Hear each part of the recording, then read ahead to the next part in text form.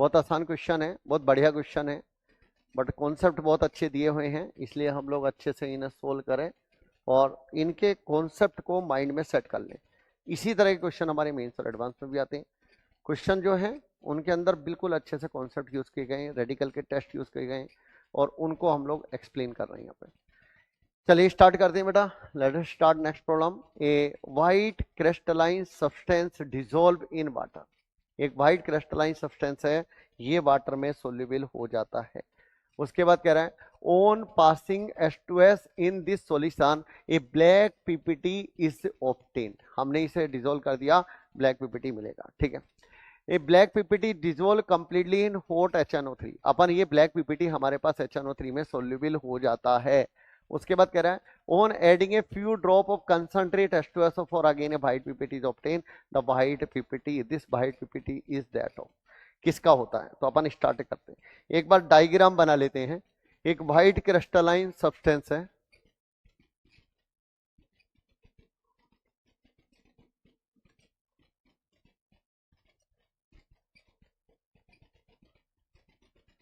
उसको हमने पानी में डाल दिया, वाटर में डाल दिया, सोल्यूबल हो।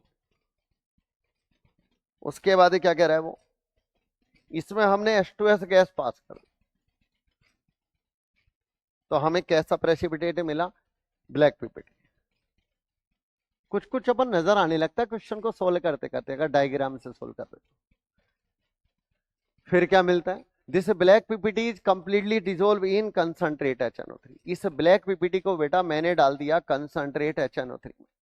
कंसंट्रेट HNO3 से ये समझ में आ रहा है कि 50% HNO3 होगा और इसमें ये सोल्यूबल होगा। ठीक है बेटा,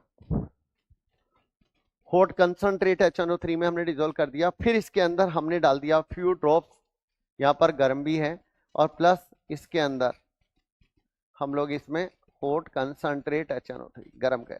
फिर हमने इसके अंदर डाल दिया डाइल्यूट अपन H2SO4, कंसंट्रेट H2SO4 डाल दिया, और कंसंट्रेट H2SO4 डालने पर ये इसके अंदर हमारे पास में अगेन व्हाइट कलर का यहाँ पे व्हाइट पीपीटी मिल जाता है।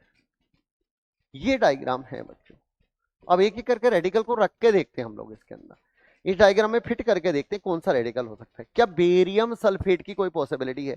यानी कि हमें इस व्हाइट पीपीटी का कलर बताना है कि व्हाइट पीपीटी, सपोज ये बेरियम सल्फेट का व्हाइट आया, इसका मतलब इस सोल्ट में बेरियम आयन होगा, तो यहां पर बेरियम का ही अपन पे प्रेसिपिटेट ब्लैक होगा और बेरियम का ही ब्लैक पीपीटी नहीं देता, तो ये तो हमारा फॉल्स हो गया, इसकी पॉसिबिलिटी तो हट गई, क्योंकि बेरियम का सल्फाइड ब्लैक नहीं होता है। स्टार्ट करते हैं स्टोनशियम। भैया बेरियम अगर ब्लैक नहीं होता तो स्टोनशियम का सल्फाइड भी ब्लैक नहीं होता, ये तो दोनों हट ही गए। अब आता है कैडमियम और लेड, और वैसे भी H2S पास कर रहे हो तो H2S सेकंड ग्रुप का रेडिकल होना चाहिए। अपन स्ट्रोंशियम और बेरियम दोनों ही फिफ्थ ग्रुप के रेडिकल्स हैं, फिफ्थ ग्रुप रेडिकल, तो ये तो हटा दीजिए। और ये दोनों ही सेकंड ग्रुप के रेडिकल हैं, और सेकंड ग्रुप का ग्रुप रेजेंट क्या होता है? सेकंड ग्रुप के ग्रुप रेजेंट जो है उनमें H2S अपन ग्रुप रेजेंट होता है। इसका मतलब ये पॉसिबल हो सकता है कि इसके अंदर सेकंड ग्रुप का अपन पे कोई रेडिकल हो। H2S ग्रुप रेजेंट है, ग्रुप रेजेंट, ग्रुप रिएजेंट। तो हम H2S को पास कर रहे हैं, ये कंफर्म है कि यहां पर सेकंड ग्रुप का रेडिकल होगा, तो Pb हो सकता है कि चेक कर लेते हैं, एक बार Pb हो सकता है कि चेक कर लेते हैं।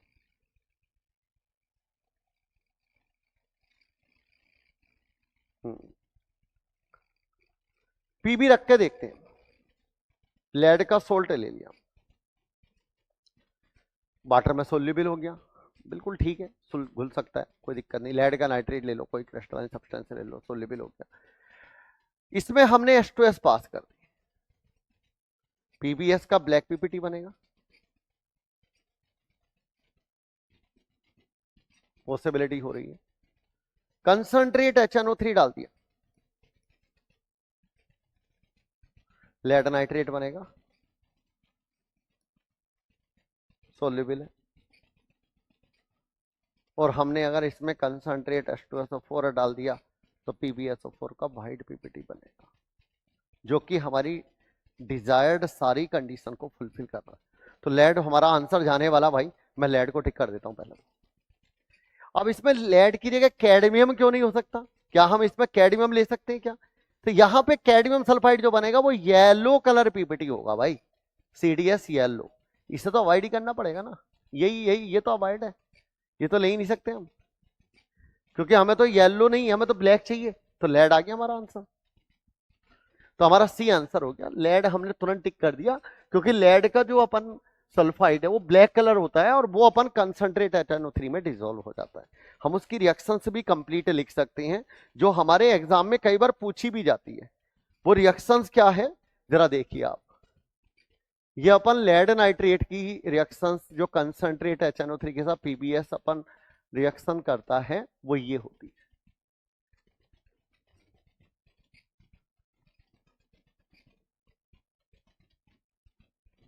ये रिएक्शन मैंने पूरी बैलेंस लिखी है, एडवांस में भी आई भी थी। NO जो बनता है वो कलरलेस होता है, और ये हमारे पास जो NO होता है ये हमारे पास पैरामैग्नेटिक नेचर का होता है। तो ये पैरामैग्नेटिक है, ओड इलेक्ट्रॉन मॉलिक्यूल, और कलरलेस, और ये सोल्यूबल है लेड नाइट्रेट। मुझे लगता है कि समझ में आना चाहिए। PBS का जो अपन ब्लैक PPT था, ये कंसंट्रेट HNO3 में सोल्यूबल हो जाता है। कंसंट्रेट, हॉट कंसंट्रेट लेते हैं और 50% HNO3।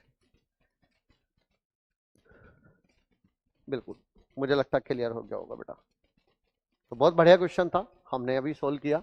अपन दो हमने पहली हटा दिए थे, 5th ग्रुप के रेडिकल थे, और दो हमें पता था 2nd ग्रुप के रेडिकल हैं, क्योंकि H2S पास कर रहे थे, तो हमें वहां से आइडेंटिफाई हो गया था, वहां से हमने थोड़ी सी हिंट ले ली थी और हमें यहाँ पर कंफर्म हो गया। तो राइट आंसर हमारा लेड सल्फेट आ जाएगा।